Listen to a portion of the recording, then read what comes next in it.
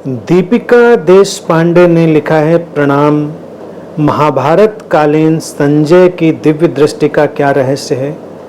कहते हैं जब कुरुक्षेत्र में युद्ध शुरू हुआ था तब संजय राजमहल में राजा धृतराष्ट्र को अपनी दिव्य दृष्टि से युद्ध का पूरा बारीकी से वर्णन कर रहे थे। यही जो दिव्य दृष्टि है ना संजय वाली, इसी के चक्कर में बड़े गोरख धंधे शुरू हुए हैं। तमाम बाबा लोग बस अपना एंटीना ठीक करके दिव्य दृष्टि लगाने के चक्कर में बैठे रहते हैं। और हमने मान लिया है कि जब संजय के पास थी, संजू बाबा के पास थी दिव्य दृष्टि, तो बाकी बाबाओं के पास काहे को नहीं होगी। तो हर बाबा आंख बंद करके बैठा है, सब देख रहा हूं क्या चल रहा है, पता है मुझको क्या हो रहा है। हम भी हाथ जोड़ के बैठे, सब पता है। महाभारत में संजू बाबा ने जब देख लिया था तो बाकी बाबाओं को तो कैसे नहीं पता होगा। तो सारे बाबाओं के गोरख धंधे इस दिव्य दृष्टि पर ही खड़े हुए,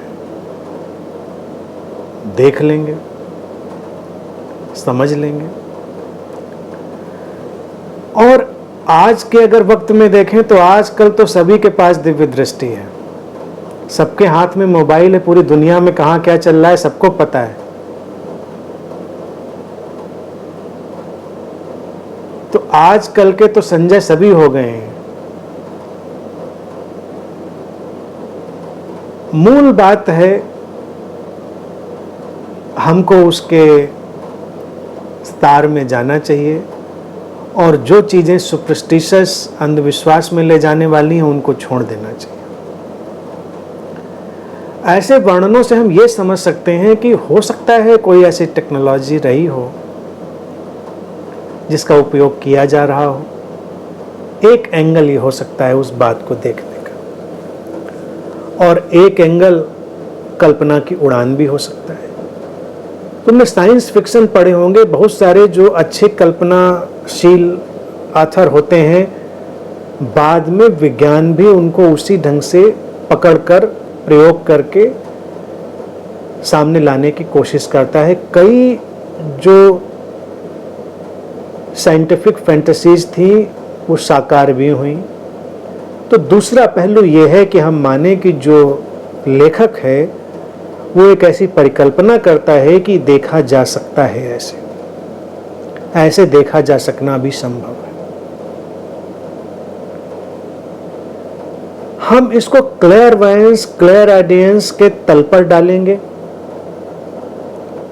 तो क्या क्लेयरवायंस और क्लेयरऑडियंस जैसी चीजें संभव होती हैं? शब्द बहुत पॉपुलर है न्यू एज का। देखिए, ये जो संसार है ये एक जोड़ की तरह है। मैं इस चीज को अपने अनुभव से जानता हूं। कभी कभी कुछ ग्लिम्पसेज कहीं की भी किसी के पास हो सकती है, कभी कभी भविष्य की झलकियां भी किसी के पास हो सकती हैं, लेकिन वो अस्तित्वगत घटनाक्रम है, अस्तित्व के उपहार हैं, उन पर किसी का नियंत्रण नहीं। आज तक ऐसा कोई व्यक्ति ढूंढा नहीं जा सका है जिसके हाथ में नियंत्रण हो, वो नियंत्रित ढंग से ऐसे झांक सकता हो। क्लेयरवायंस के बारे में बात करते हुए लोग कुछ ऐसी दूरबीन की परिकल्पना करते हैं जो बस आदमी आंख बंद करके सेट करता है, उसका लेंस फिक्स करता है और देखना शुरू कर देता है। तो जैसा मैंने अभी पहले कहा कि आज के इस डिजिटल एज में जो हाथ में मोबाइल है और जो एआई बेस्ड टेक्नोलॉजी पर काम कर रहे हैं वो तो क्लेयरवायंट हो ही गए हैं। वो तुम्हारा कैमरा, माइक सब एक्सेस करके देख रहे हैं क्या कर रहे हो। स्मार्ट टीवी है सामने, उसमें कैमरा माइक लगा, उसको एक्सेस करके सब देखा जा रहा है क्या कर रहे हो। तो वो लोग तो क्लेयरवायंट एक तरह से हो गए टेक्नोलॉजिकली। लेकिन मानवीय परिदृश्य में अगर इसको देखें तो ऐसा पूरा कहीं भी घटनाक्रम नहीं होता। फ्रेगमेंट्स में, टुकड़ों में कुछ चीजें संभव होती हैं, जो मनुष्य की उस संभावना की ओर इशारा करती हैं कि हम अंतर संबंधित हैं, तो इस अंतर संबंधित जगत के कुछ सूचनाओं के जो पैकेट्स हैं वो हमारी तरफ आ सकते हैं। महाभारत के संजय की अंतर्दृष्टि के फिनोमेना की जितनी मिट्टी पलीद हुई है उतनी और किसी चीज की नहीं हुई है,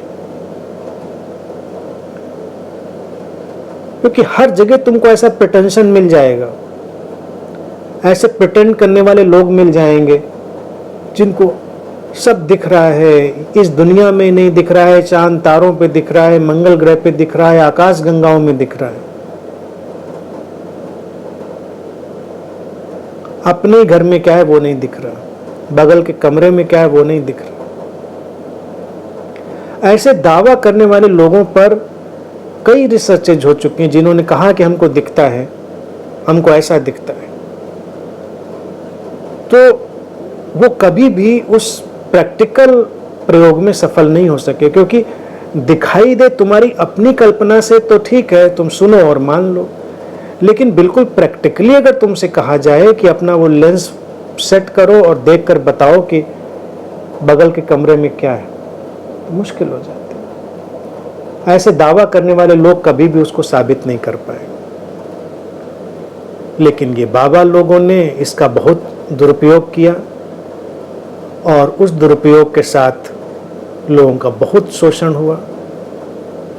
कई बार तो अनेक अनेक स्रोतों से सूचना संग्रह कर ली जाती है और उसके बाद दिव्य दृष्टि की तरह तुम्हारे सामने रख दी जाए, तुम चमत्कृत हो जाते हो। ये ज्योतिषी हों, ये तांत्रिक मांत्रिक हों, ये अतीन्द्रिय दृष्टा साधु महात्मा बाबा लोग हों, ये सब इसी तरह से मनुष्य के मन के साथ खिलवाड़ करते हैं। और कोई सार्थक बात अगर इनसे पूछ दो कि कोई सार्थक बात, जीवन में परिवर्तन लाने वाली बात, वो उनको नहीं पता। तमाम ऐसे लोगों को तुमने सुना होगा, उनके पास जाओ, बाबा जी हमारी भैंस खो गई, भैंस कहाँ गई? बाबा जी आंख बंद करके बताएंगे, हाँ भैंस तुम्हारी दिख गई, वहां जा रही है। हमारी कार खो गई है, वहां दिख गई, खड़ी हुई है। भैंस कार तो उनको दिख रही है, कोई और काम की बात नहीं दिखेगी कभी। और तीर तुक्के कभी कभार फिट बैठ जाते हैं, और कभी तो तब बिल्कुल फिट बैठ जाता है कि बाबा के गैंग के आदमी ने तुम्हारी कार उठाई हो और तुम वहीं पहुंच गए हो पहुंचने, तब तो बाबा जी को पक्का ही पता है कार तुम्हारी कहाँ है। तुमने कहा कि बाबा जी अभी खरीदी थी, नई नई गाड़ी थी, उठ गई हमारी, कहाँ गई? और नाक बंद किया, उन्होंने कहा वो पुल के नीचे खड़ी है, इतना पैसा दे के जाओ तो निकल जाएगी। तो ऐसे गैंग भी चलते हैं। हमने तो एक पॉलिटिशियन के बारे में सुना है, बड़े प्रसिद्ध नेता थे, और एक कार का किस्सा इसीलिए मुझे याद आ गया। तो कहते हैं कि एक बार एक सज्जन थे, वो खुद ही अपने मुंह से बता रहे थे मुझे किस्सा। तो वो नेताजी के यहाँ गए अपनी अर्जी लेके, उनको लगा कि भाई नेताजी इतने शक्तिशाली हैं, इतने प्रतिष्ठित पद पर हैं, और इतनी उनकी बढ़िया कार थी, उनकी डिजायर्ड कार थी, खो गई थी, उठ गई थी, तो उनको अर्जी लगाए, पुलिस को कह के ढूंढवाएंगे उसको। तो नेताजी के पास गए, उन्होंने कहा कि नेताजी हमारी गाड़ी उठ गई, खरीदी थी। तो नेताजी ने कहा अपने बंगले में कि जाओ जाओ पिछवाड़े जाके देख लो, कहीं वहाँ तो नहीं खड़ी तुम्हारी गाड़ी। तो वो गए, गाड़ी वहाँ खड़ी थी, वो लौट के आए कि हाँ नेताजी खड़ी तो है वहीं। तो कह रहे ध्यान रखा करो अपनी गाड़ी का, कुछ पार्टी फंड में देके जाओ, गाड़ी उठा ले जाओ। तो मरते क्या न करते, पार्टी फंड में डोनेशन दिया, गाड़ी उठा के ले गए। तो नेताजी को भी दिव्य दृष्टि थी, क्योंकि उठवाई उन्होंने थी। तो इसी तरह से बहुत सारे काम चलते हैं। महाभारत के संजू बाबा की कहानी को कहानी की तरह पढ़ें, रोचक है, उसमें ज़्यादा उलझे नहीं, वो स्वास्थ्यप्रद है।